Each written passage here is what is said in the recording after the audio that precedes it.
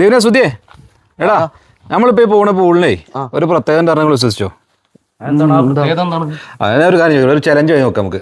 ഞാൻ പറയണത് ഈ പൂളിലെ വെള്ളം ചൂടാണെന്നുള്ളത്. ഈ തണുപ്പത്ത് വെള്ളം ചൂടാവാൻ ഈ തണുപ്പത്ത് അല്ല അങ്ങോട്ട് പോണേ പോലെ പോലെ പോലെ പോലെ ഞാൻ പറഞ്ഞേക്ക് അങ്ങനെയാണെങ്കിൽ പോവാ.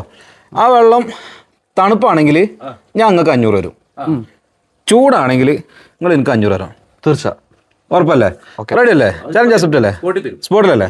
നക്കടാ തൊടടാ.